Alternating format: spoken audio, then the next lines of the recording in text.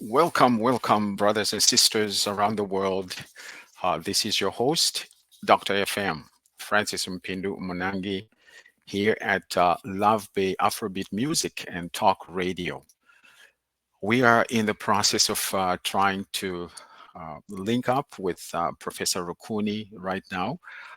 You know, when we deal with people around the world, oftentimes, depending on where they are in the world, although we rely on social media, the networks, and all that, sometimes they can also be a challenge. So as soon as Professor Rukuni links up with us, we will be able to bring him in. In the meantime, I just wanted to let you know that when you look at today's Africa, the Africa is spelled with a K instead of the usual C. This is a development that happened to us some time back when we connected with Professor Rukuni, who is one of the biggest voices in Africa and around the world when it comes to land matters. He is one person who has done a lot as far as helping people to understand the value of the land. And of course, you know, in Africa in particular, where land has had quite a history with people from the um, continents above Africa, in Europe, and even the West, the US and Canada. However, we are excited about the opportunity to bring him in to talk about land governance as a microcosm of national development. This is a very, very important topic. And so we are uh, sitting at the edge of our seats and waiting and hoping that he will be able to link with us not too far from now. In the meantime, we'd like to encourage you, if you have a comment, if you have a question, if you have um, something you would like us to consider as we progress today, that you would put that in the chat, and our brother Theo, who is in the background, our engineer, will ensure that that information is passed on to me so that we can incorporate that into our dialogue today. And of course, we always look at those 3Ds. We dialogue to discover things that will help us to decide on to the next steps. So again, this is Love Bay Afrobeat Music and Talk Radio, coming all the way from the studios in Toronto, Canada. And we do broadcast in 140 different countries around the world. And so today is a very, very special day, a special topic. Land governance is a microcosm of national development. And we are waiting to link up with um, uh, the renowned Professor Rukuni, who has had quite an impact in Southern Africa. I know for quite a while he was in South Africa, and now he is based in Zimbabwe. And so we're hoping that technology and the networks will allow us the favor and the opportunity to link up with him so that we can have this conversation today. You know, when you think of land, I mentioned that we do have a history in Africa where um, some people got together pretty much and divided the continent of Africa, drawing lines really in between cultures, in between people groups, and claimed different parts of Africa. And so that in itself has created quite a situation on the continent of Africa, to which this day, even to this day, we're still reeling from the effects of that decision that was made. And so we're really, really excited about the opportunity to have this conversation. And again, this is your host, Dr. Francis Mpindu Munangi, Dr. FM, coming live from Love Bay Afrobeat Music and Talk Radio. and we are um, sitting at edge of our seats, waiting to link up with Professor Rukuni, who is a voice in Africa and around the world on land matters. And again, our topic for today is land governance as a microcosm of national development. And so, again, I'd like to encourage you to make comments, uh, write your questions out, and submit them and put them in the chat so that our engineer, Mr. Theo, will be able to help us to incorporate that into what we are talking about today.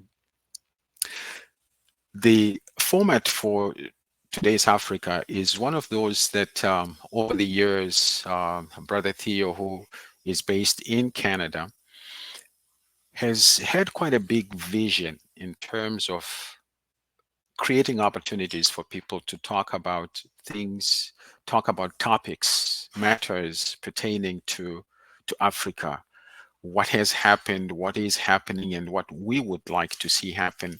And so the idea of bringing different people into the mix in terms of representation is something that we are really, really excited about. And just over the last few weeks, we have connected with a number of people, including Professor Rukuni, so that we would have these guests who are known for what they have stood for over the years to share with us their perspectives, what they see in terms of solutions. We're very solution focused. So this is not just us coming together to talk about things without determining what the next steps are, so that we can say, having talked about this, these are some of the things we would like to see happen as we interact. So we do have quite a lineup of guests. We have university professors. We have someone who was an ambassador from Tanzania to another country, and we'll be bringing them on. And we also have individuals who are practitioners on the continent in terms of business, in terms of um, entrepreneurial initiatives, in terms of law enforcement, justice. So we are really, really excited about this season as we bring on different people to participate with us. Again, this is your host, Dr. FM, coming from Love Bay Afrobeat Music and Talk Radio, based in Toronto, and of course, broadcasting to 140 plus different countries around the world. And so, again, we are still waiting right on the edge of our seats, hoping to establish connection with Professor Rukuni, who is our specialist when it comes to land matters. So again, feel free to drop in some comments, some questions, or even if you have some topics that you would like to see us cover, please do mention that to us, and we will ensure that those comments and suggestions would be incorporated as we um, move forward. And again, I'm just going to link up with our brother Theo here and see if there has been any developments, any comments, any questions coming up, so that at least we could start moving in that direction. Again, this is Love Bay Afrobeat Music and Talk Radio. This is your host, Dr. FM. We're still trying to establish contact with Professor Rukuni, and hopefully nothing so far. No. Again, this is Love Nothing Bay so far. Afrobeat Music. Okay. I hear that our technician is still working hard to establish contact. with Professor Rukuni. One of the things that I just wanted to bring to everybody's attention, I think for Professor Rukuni, someone who has worked with different institutions or institutions of higher learning in Africa, one of the things we had talked about with regards to his presentation for today was to help us to understand some of the things that have happened in different parts of the world, including Zimbabwe, where we know that um, in 1965, we should go back before that to, I believe, 1890, when um, Britain sent people to Africa, and they came to that part of the world, which is now Zimbabwe. Well, it has always been Zimbabwe, but now it is Zimbabwe. And so after 1890, Cecil John Rhodes, who was then representing the um, the the uh, the Kingdom of England, or United Kingdom, after establishing contact with the people in Zimbabwe at that time, Rhodes then uh, did whatever he did to the point of allowing others to know about what they had connected with in that part of the world. And then Ian Douglas Smith, who had then been sent as a representative of England to be in Zimbabwe, which then they called Rhodesia because they looked at Cecil John Rhodes, and then they just played around with words, I guess, and then came up with the name Rhodesia. So Rhodesia, which is now Zimbabwe, had been named after Cecil John Rhodes. And so it was Ian Douglas Smith then in 1965 who declared unilateral independence from Great Britain. Simply said, I'm here. I no longer want anything to do with Britain. I'm now in charge, and he made himself the prime minister. One of the most interesting things, and I digress a little bit here, because what happened was, instead of England, or instead of Great Britain fighting Ian Douglas Smith, they didn't. One of the catchphrases they used was, "These are our kinsmen. We cannot fight them." And so the understanding then was, let's let them do what they need to do. And so they were left alone, which in policing circles we've often said it's interesting how they would relate differently to their own and call them kinsmen, and yet they would be very ruthless and use brutality to connect with other people who were not their kinsmen. To which then we are saying today, our police services really need to think about, how do you treat your kinsmen? Because the brutality that we see in some circles around the world is a carryover from colonialism. And so we need to come up with creative ways of policing that support our own culture and the values that we have as a people, so that we um, not just police our communities, but we police with the community. Anyway, that's a discussion for another time. So Ian Douglas Smith then, after declaring unilateral independence in 1965 and becoming prime minister, we know that there were so many things that happened, to the point of land being taken over from the local people, the natives of Zimbabwe, and taken over by settlers, by people who had come from Europe. And of course, we know that led to um, fighting for independence. And that was based on, we want access In fact, it's said that we had to ask access to our land, which was already our land. So the people of Zimbabwe were saying, this is our land. We should not be pushed around. We should not be made to be in different parts of the world, I mean, different parts of the country where we know that we're not able to live healthy lives and thrive and have a sustainable lifestyles based on our land based. And I'm just delighted to see that right now looks like we have connected with Professor Rukuni. I just saw him briefly and he is coming in. Professor Rukuni, can you hear me?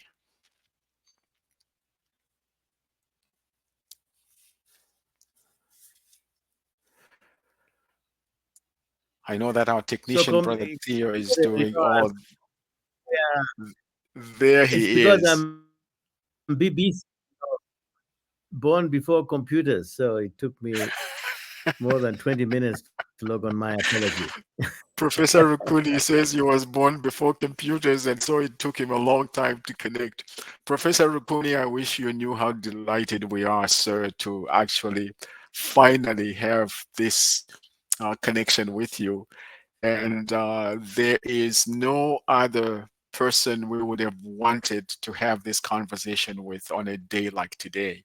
So thank you, sir, and welcome.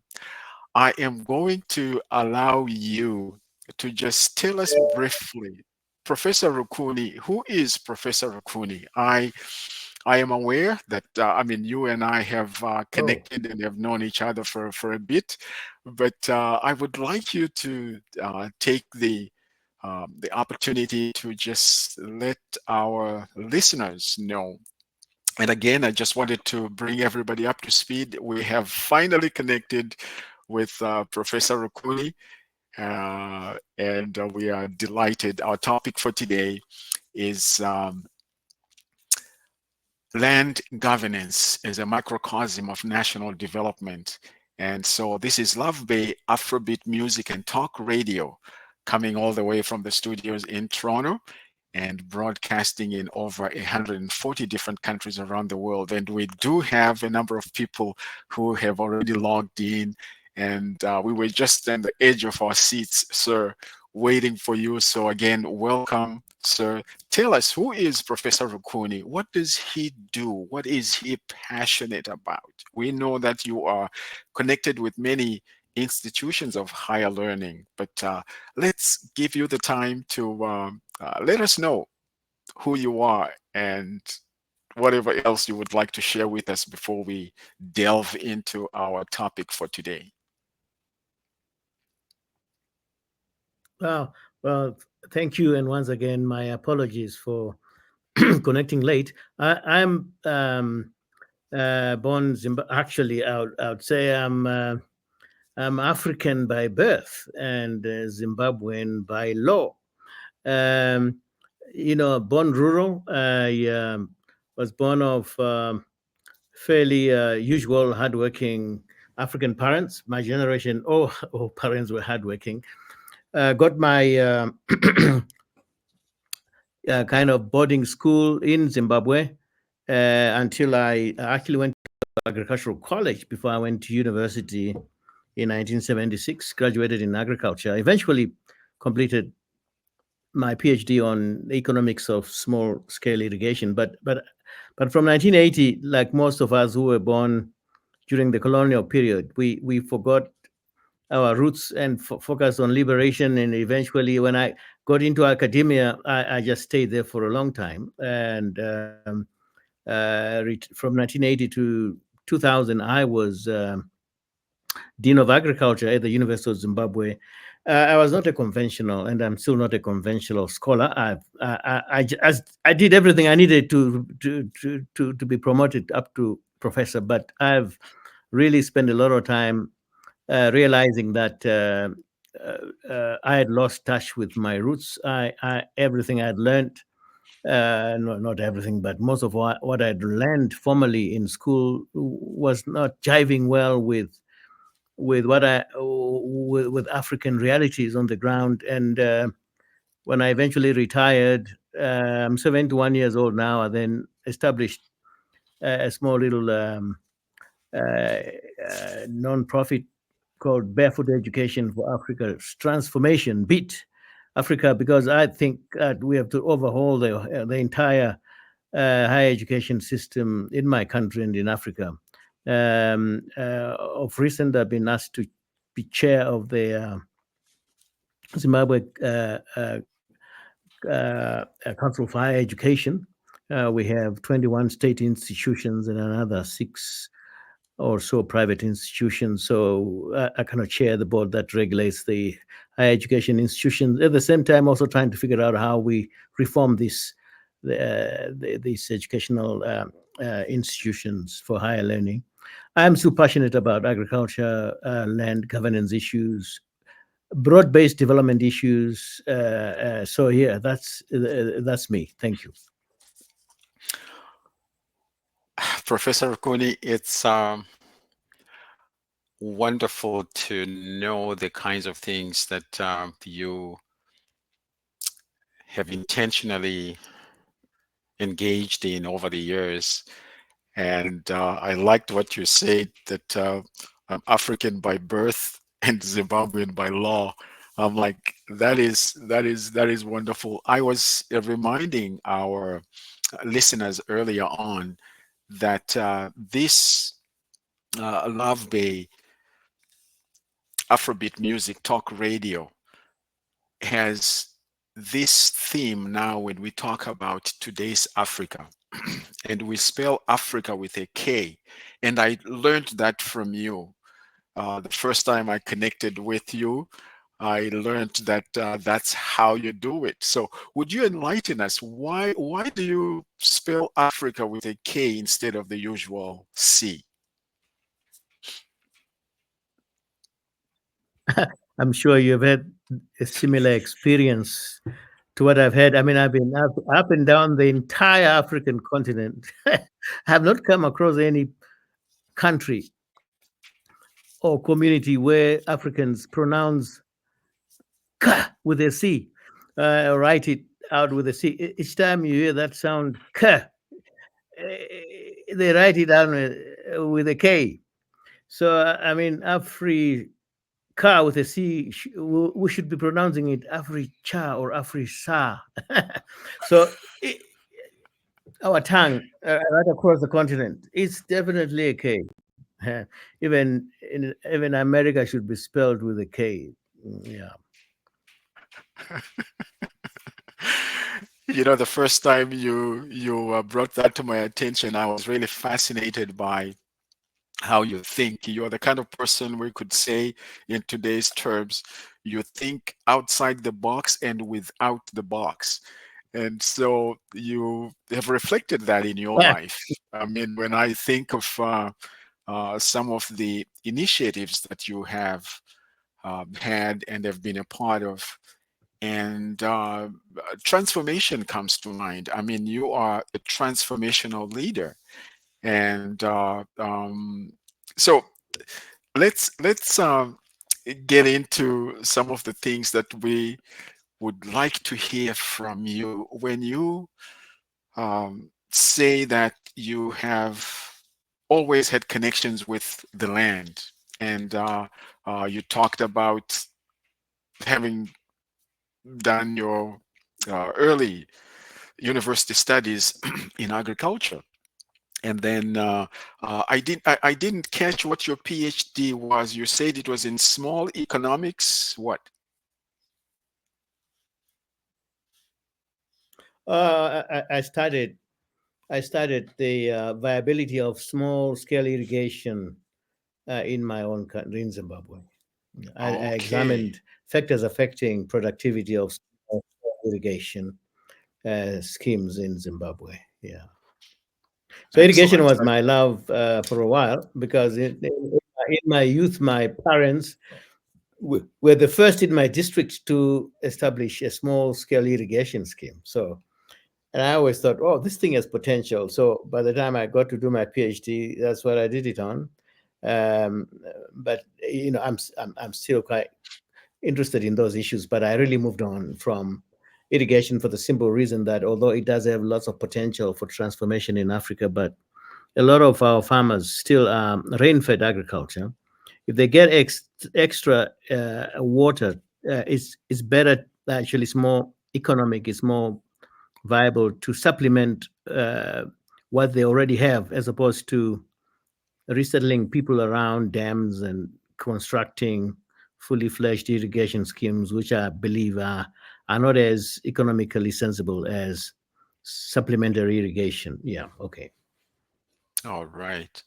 That is really amazing. That as a young man, I guess that those concepts of irrigation would have fascinated you so much that you would actually specialize in your doctoral studies for that. I would love to get my hands on onto your doctoral dissertation. So I guess I need to go to the University of Zimbabwe to see if I can retrieve that. Hopefully, one of the things I've appreciated about the land of Zimbabwe is even though there could have been other areas where technology hasn't really caught up, the recording system and the way things are stored is one of the most amazing things that have always fascinated me, how they are able to go and retrieve documents from way back when they're still intact somewhere. So I can't wait to have my hands onto that doctoral dissertation.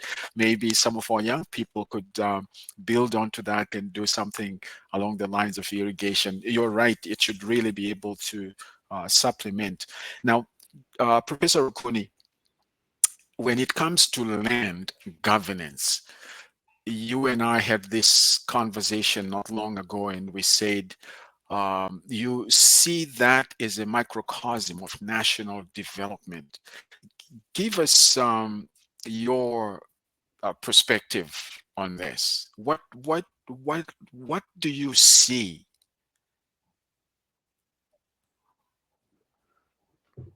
So uh, this perspective is a result of back in the 1980s. I started getting interested in the land issue once again because of the colonial legacy issue, of which my parents and my whole extended family were caught up in mass removals, land displacements, etc., etc. So it was always an interesting topic for me.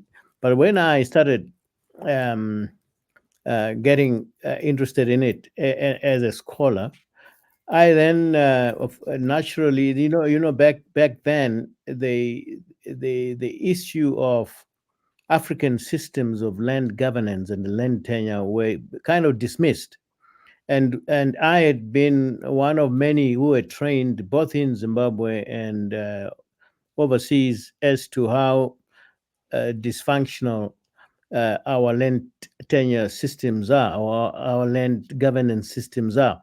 But as I got deeper into the issues, I then realized that in actual fact, African approaches to land governance and land tenure are as robust as anywhere else in the world, and that there was a confusion in the way not only technical people but scholars as well confuse land uh, types of land tenure as opposed to security of tenure. So the most important concept I want you to focus on in this conversation is that land tenure security of a tenure system, security of any type of tenure system is a far more important concept to translate to reality than focusing on different types of tenure or lease, 99-year lease.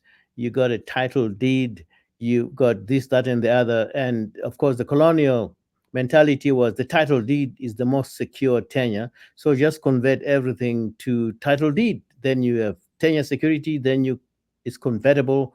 bankable, and so on. But in reality, any tenure system can be as secure as any other tenure system and can be converted to to be part and parcel of a, structural transformation developmental process. So that's what I want to focus on. And when in 1983 I was asked to chair the Land Tenure Commission for Zimbabwe, it was a commission of inquiry. I was able to dig deeper into these issues and actually to actually find that for early stages of any development in any civilization, the traditional systems of land governance are the most appropriate and the most secure of all. And I can go deeper into those aspects, but just in case you want to come in, I can pause there. Actually, you know what? Let's proceed. I like the direction you're going because I think it's something that, yeah, I find that oftentimes we do things based on what we have been told or what we have been schooled in. And for someone like yourself, who is a transformational leader, like I said, thinking outside the box and without the box, you were seeing things that the ordinary person wasn't seeing. So, yeah, let's proceed. Share with us why and how you made So, those changes. so here, so here's what's important about tenure security as opposed to type of tenure. Every piece of land in the world, every square centimeter of land in the entire world today is governed by the same parameters as follows. If anyone's tenure rights is going to be secure, is governed by primarily four rights that have to be clear. Okay, the first and most important right is the use rights. When you're allocated land or you're given land with certain conditions, the most important first aspect is what uses can you put that land to? Can you build on it? Can you cultivate? Can you chop down the trees? Can you bury your dead on it? So, so for all tenure systems, the first thing that is to be clarified is what the land user is allowed to use that land for. Okay. The second most important element is that what are you allowed to do if you want to transfer that land? Can you sell it? Those are the transferability of those land rights. Can you subdivide? Can you bequeath to your children? Those rights must be clarified. Yes, you're allowed to sell. No, you can't sell, but you can bequeath to your children. No, you can't subdivide. Yes, you can subdivide and allocate to other people. So that's the second category of rights that have to be clarified. The third categories of rights is who is included or excluded in those rights. Okay, so in most traditional tenure systems, most immediate family members would be included. So if I have a son born in Mozambique and I'm Zimbabwean and he doesn't even come to Zimbabwe until he's 30 years old, when he gets to my village, he or she has land rights. Okay. So the inclusion of land rights have to be clear. The exclusion, who is excluded? So you find that with the Western style tenure system, they only emphasize exclusion. Trespassers will be executed or prosecuted. They don't they don't bother about inclusion rights, and I'll explain later why. So that's the third category of rights: who is included, who is excluded. The fourth is your protection rights. If anybody is going to violate your rights, who is going to protect you? Who is going to ensure that your rights are secure and cannot be violated by anyone else? So there's four other rights that I could add to those four, but those are the four primary rights. the use rights, the transfer rights, the inclusion exclusion rights, and the protection rights. So once those four are clarified, it doesn't matter anymore whether it's you know, traditional land, or it's title deed, or it's a 99-year lease or a 10-year lease.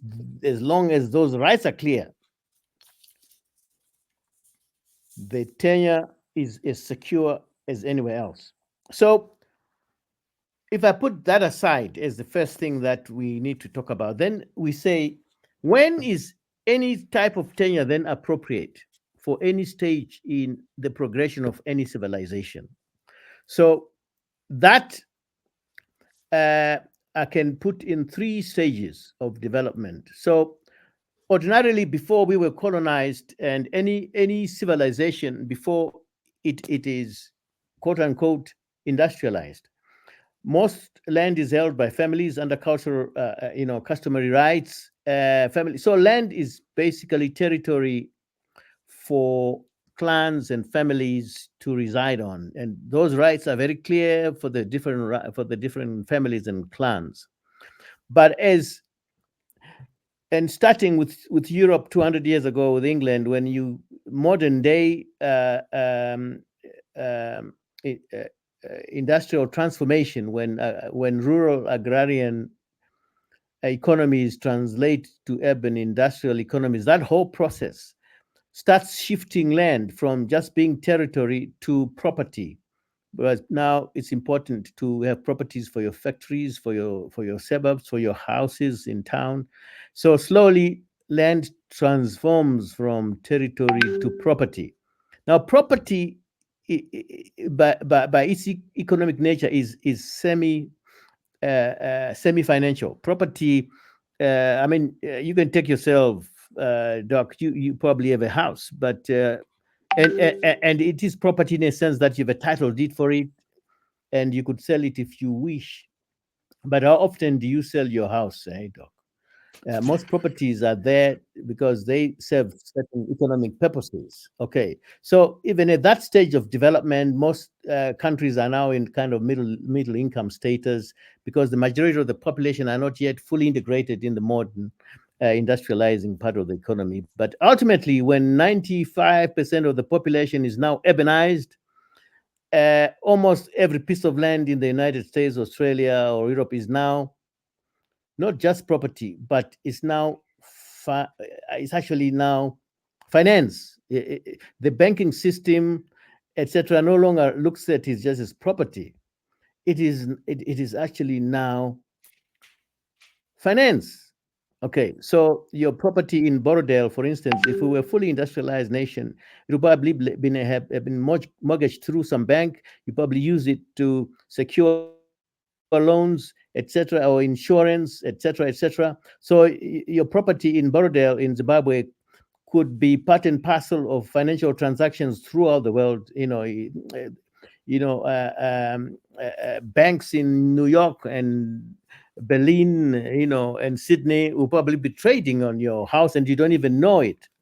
So property, so land transforms from territory to property to capital. Okay, so finally, when it's capital, it's a ghost. It's invisible. The bank in Johannesburg, it does not send its people to borrow there to check your house out and figure out what its value is.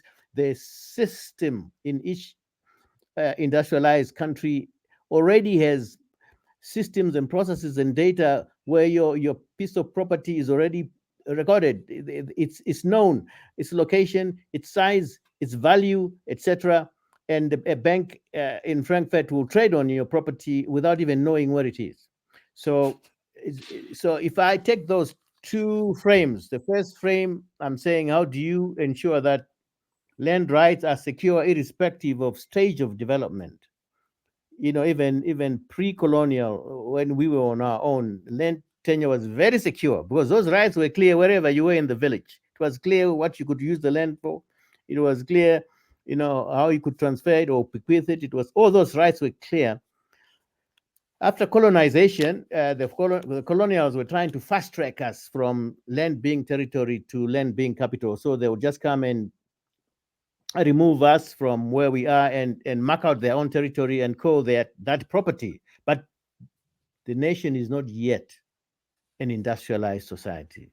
The society is not yet at a stage where the majority of people are part of manufacturing, industrial, commercial processes. So you create a dual economy. So eventually you have some of the land is got title deeds and is kind of commercialized, and the rest of the land remains customary land and is excluded from direct integration into manufacturing, industrial, commercial activities. So the long and the short is that the way land is governed today in any country is a reflection of the stage of development of that country and the extent to which its overall governance processes, its overall economic processes will be determined. So, yes, land governance is a microcosm of overall development of a nation.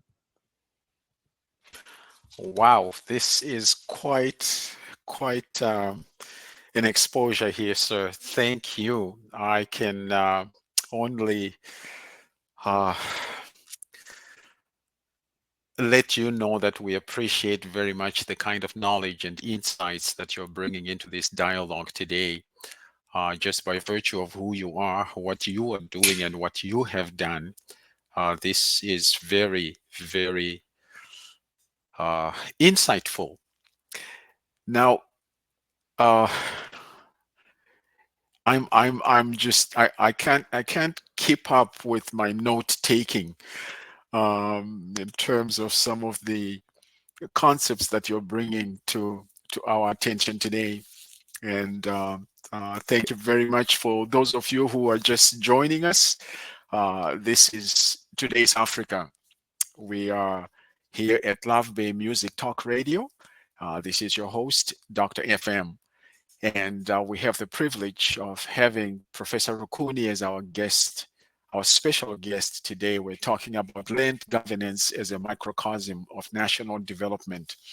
And Professor Rukuni, you have highlighted some things that you kind of know in passing, but the way you have explained them to us with clarity really, really helps. And now I can see how we have been made to understand land is something that we need to move away from and embrace concepts that enable us to view land from a healthy perspective. Now, I know you're talking about the whole idea of ensuring that rights of the land are secure and moving away from customary land to then the title deeds, moving away from land being a territory, uh, moving away from land being capital. And I see the two concepts really side by side because uh, I guess from what you said, the level of industrialization influences how the majority of the land would be used and how people would understand what is the value of land. And obviously, for those of us who have been exposed to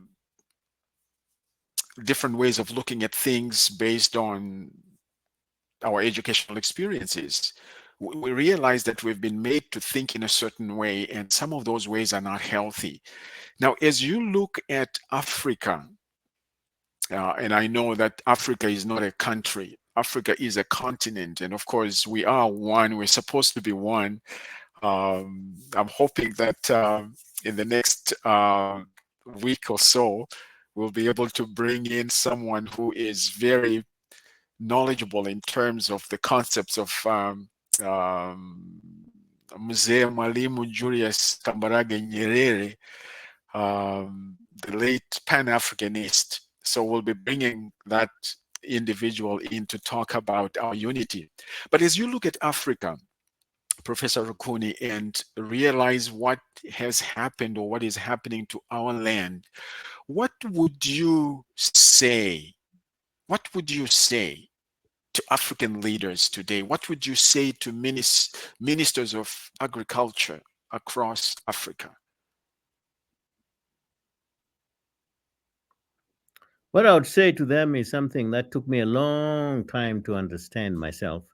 And I wish if I knew what I know now when I started my career as a scholar, I, I, I would have spared my students 90% of what I taught them because it was in the wrong context.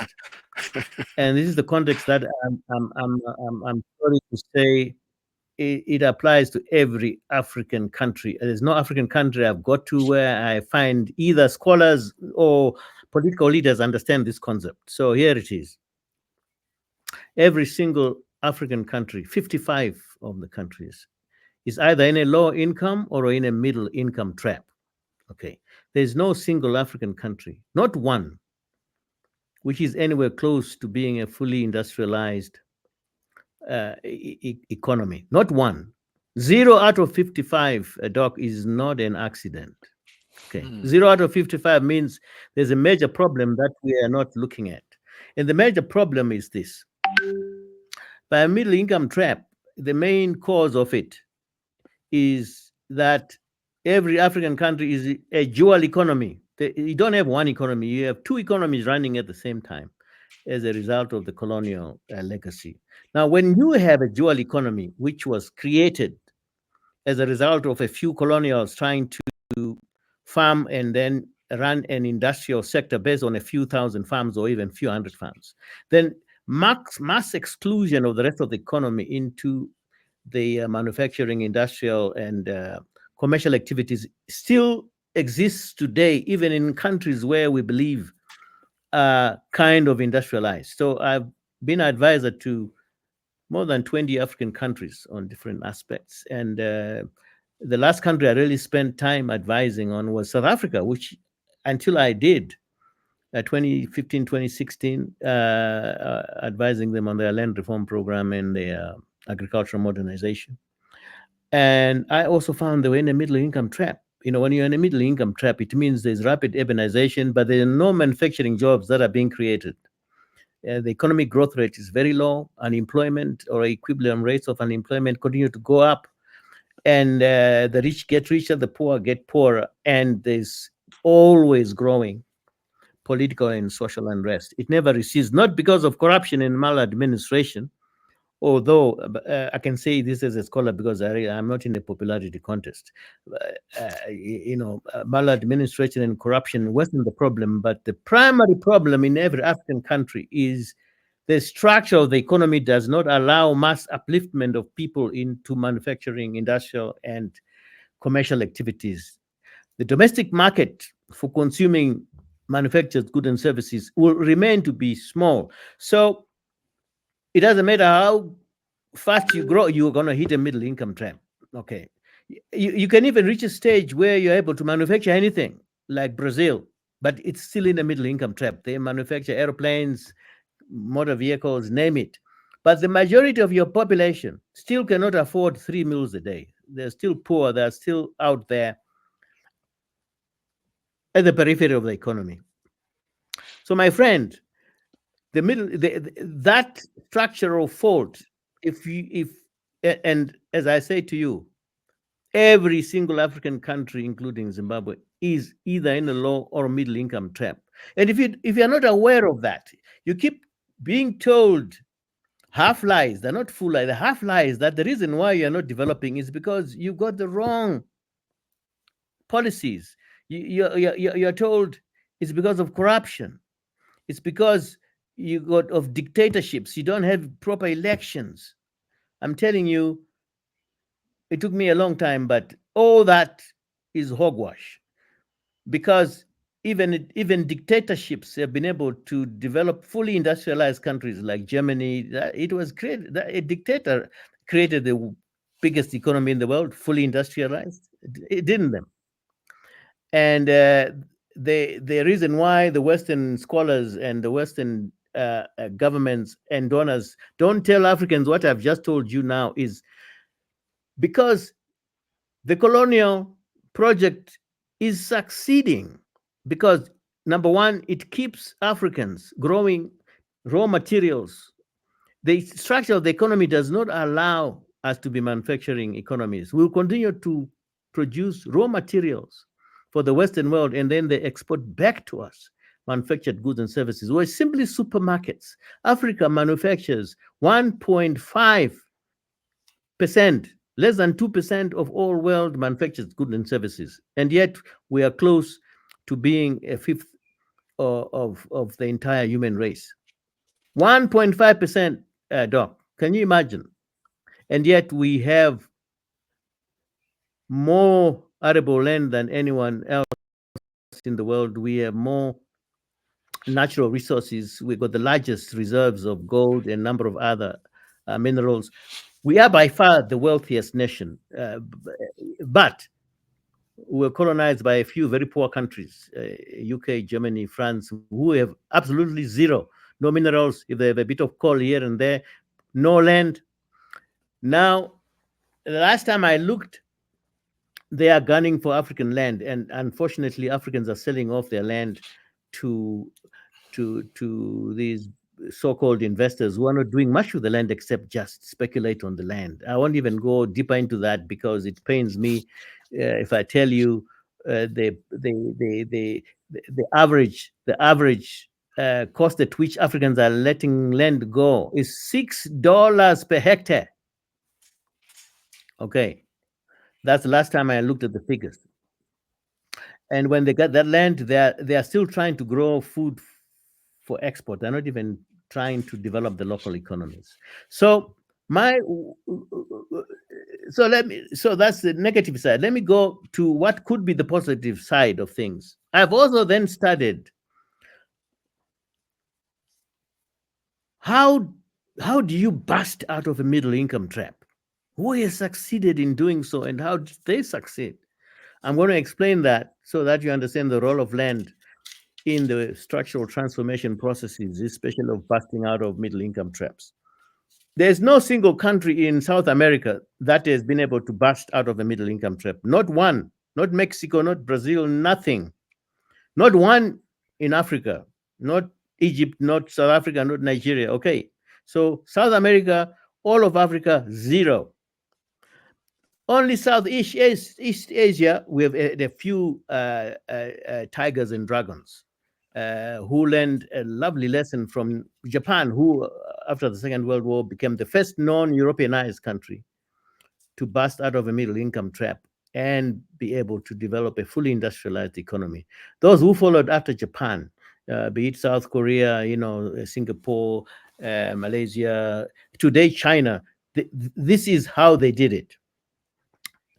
They realized that attempts to get out of middle income trap following advices of the World Banks and IMFs who focus on the wrong aspects of the structure of the economy, they assume you're a normal economy.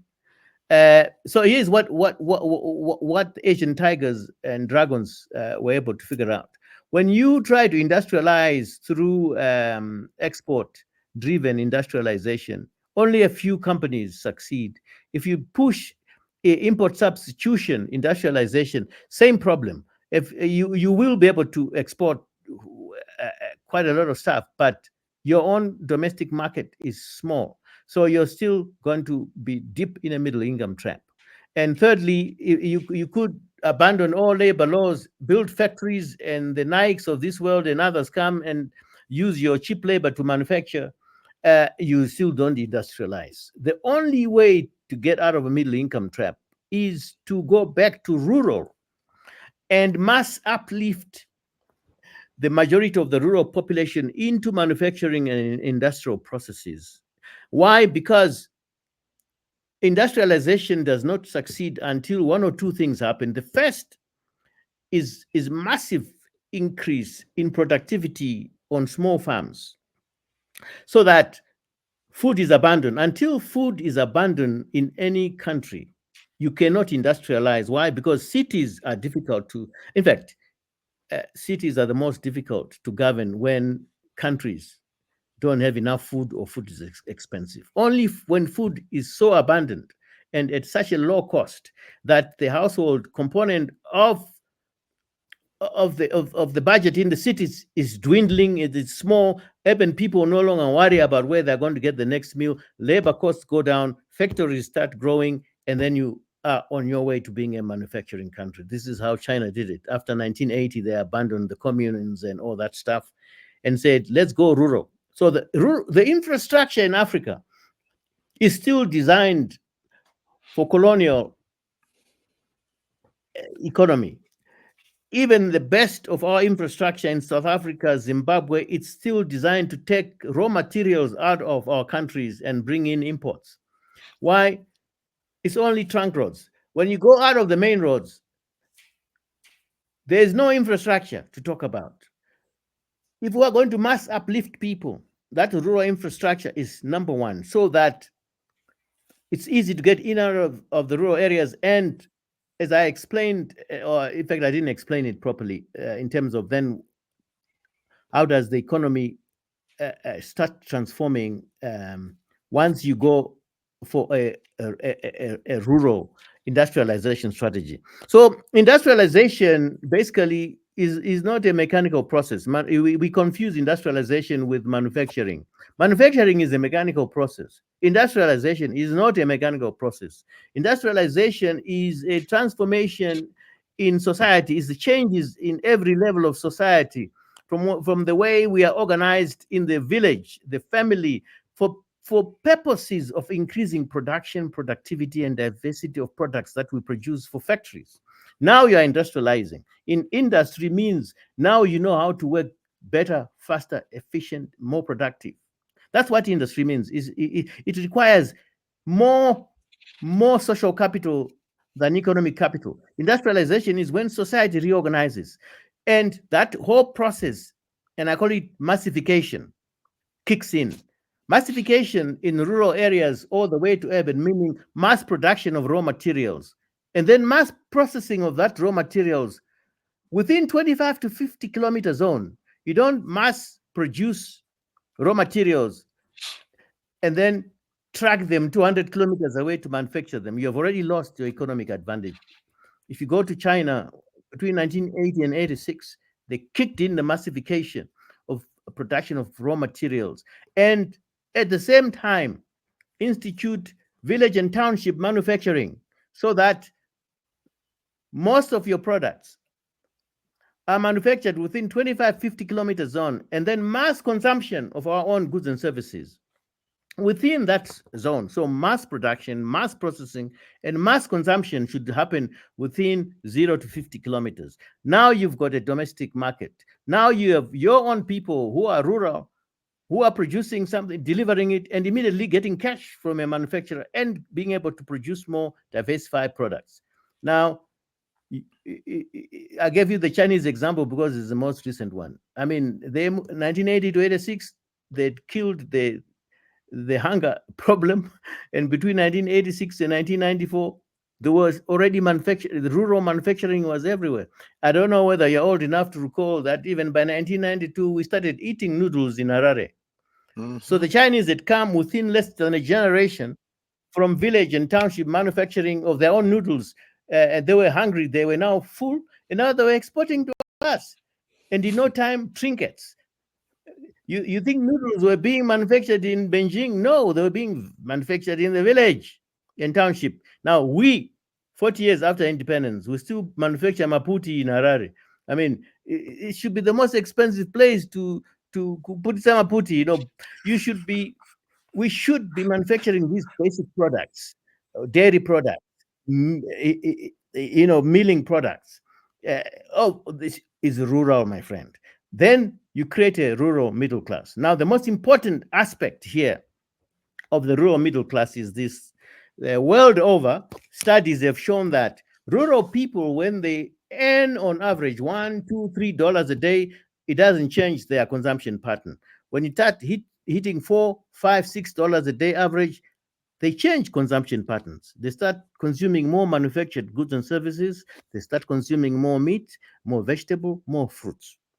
Okay, now that's the proper definition of middle class. Middle class does not mean people are earning $30,000 a year. Middle class means now you're consuming manufactured goods and services.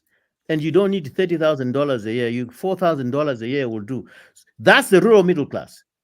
That's the class that develops a nation, not you and me uh, with fat salaries and eating imported goods and services. Rural people at $4 or $5 a day average are going to consume mostly locally manufactured goods and services. Now you've got a local economy. That's how China developed. That's how Japan developed. That's how United States developed. That's how all of Europe developed by mass producing, mass processing, and mass consuming their own goods and services.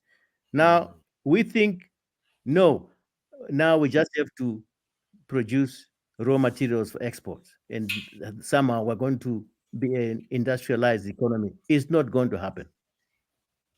So every African today who's being fooled that because things are tough in our countryside because of wrong policies, you are abandoning your land. No African should abandon your rural land, no matter how difficult it is, because there's no other starting point, my colleagues and friends. Economic capital is not the most important capital. Economic capital is embedded in social capital. When you have strong families, strong communities, strong systems, strong legals, that's what creates economic possibilities. So, economic capital, we are rushing for it, and meanwhile, we are forgetting our social capital. Our our our our families are crumbling. Our family systems are crumbling. Orphans everywhere. People, our Mm. community systems are crumbling. So economic capital is embedded in social capital, and social capital is embedded in environmental capital. But the colonials gave it all backwards. Now we think economic capital is the most important. Social capital is not important. The environment can look after itself until we get rich. Africans have to wake up. Land is your most important asset, irrespective of who you think you are and how educated or how wealthy you are. Look after that land. That's how you're going to have sustainable economic development, sustainable social development, and sustainable environmental sustainability. Thank you. Professor Rukuni, you are you are making me mad. You're making me angry in a good way. And I thank you for that. I can only imagine how listeners around our 140 plus different countries who are tuned in today are reflecting on the information that you have shared with us. Sir, I know that this is short notice, but I would be honored to have us continue this discussion next week if you were able to fit into this schedule. But if you're not able to, that's fine. But I really, really think that even from the comments that we are receiving, there are questions that have come which we would like you to address, but now we don't have the time. I know we started late, but we usually do this in within an hour, and it's just like so much perspectives that you have brought to our attention. One of the listeners says, "Thank you for sharing these profound insights." This is Miss Chirinda, Professor Rukuni, and she wanted to see if you could have a moment to talk about gender and youth inclusion, to talk about land governance and social cohesion, in terms of contributing to social cohesion and peace building in countries like Zimbabwe and the DRC and Somalia and Ethiopia and Rwanda and all these other countries. Now, we don't have the time to delve into this. So, sir, I am asking you if it is possible for us to continue this dialogue next week, we would be honored. But if not, we would like to revisit this very, very soon so that we keep up the momentum because you have touched on some things, like I said. I am just feeling this healthy anger within me. You have really contributed to upsetting me in a good way today. And I think this is true of many of our listeners today. And so, Professor Rukuni, we can't thank you enough, sir. Um, I know that our time is up, and I really, really hate to wrap things up at this point. But, sir, we need to revisit this. You have touched on uh, just the breadth of knowledge you have and experience, and how you are even addressing some of the issues that we keep hearing on the streets, that it's because we have bad leaders, it's because we have corruption, it's because we don't have this, because we don't, and you're saying, no. From my years of experience in participating, especially at in institutions of higher learning, I wish you knew how much I appreciated what you said earlier, that if I had known what I know now, I would have saved my students a lot of unnecessary homework and stuff that you were asking them to do, not pertaining to the kinds of So, things that really sorry brings to life interrupt. to us. Yeah, sorry to interrupt your wrap up. So I'm saying all those are problems. But as Einstein said, you cannot solve a problem by addressing it at a lower level than it was created. So I'm just saying Uh-huh. the higher level strategic is this. And if you don't address that, you'll be addressing these symptoms. We are going to be where we are. We will change parties every day. But anyway, I know you're wrapping up. I thought I told you everything I know, but if you think I have more to tell you, okay, let's look for time. I don't know when. Let's talk I about it really, again. Let's find it. Thank you. yeah, I really want Professor Rukuni for us to revisit this. You might have given us an overview of some of the Okay. things you know, but I really think that in just dwelling on some of these and just say, okay, Professor Rukuni, you mentioned this, and even just opening it up to our listeners. And now that we have you hooked up to technology, even though you were born before computers, now we have confidence that we can use this medium to connect and make sure that we are building on each other. And so again, thank you, Professor Okay. Rukuni. You have made our day, sir. You have given us food for thought, and even beyond that, you have given us things that we need to reflect on so that we can not just start thinking differently, but that we can start behaving differently. And one of the takeaways for me today, Professor Rukuni, is for us not to overlook and to move away from our rural land.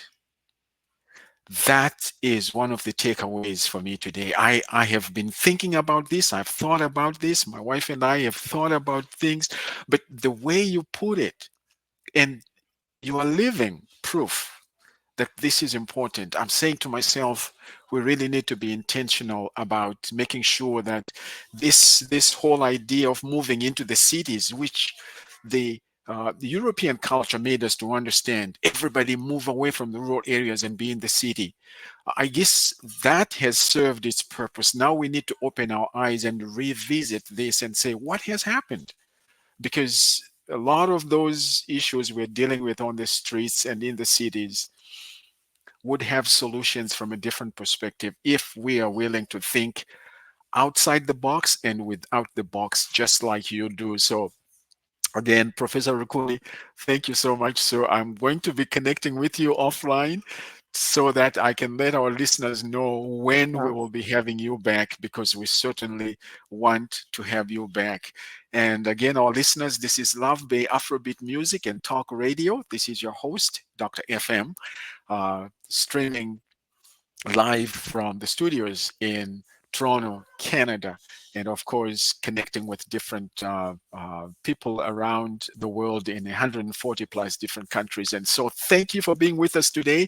You will be hearing again from us soon, and we will be giving you an update in terms of when we will be able to have Professor Rukuni again. What a day!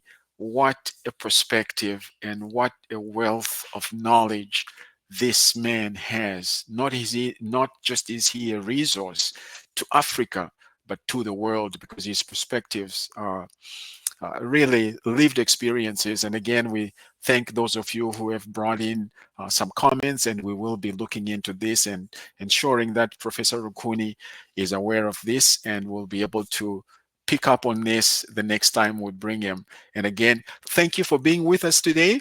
I know that we started late, but we are an hour and 10 minutes, and we usually just like to take an hour. We respect your time, and so thank you very much for being with us today. We look forward to connecting with you soon. Goodbye for now.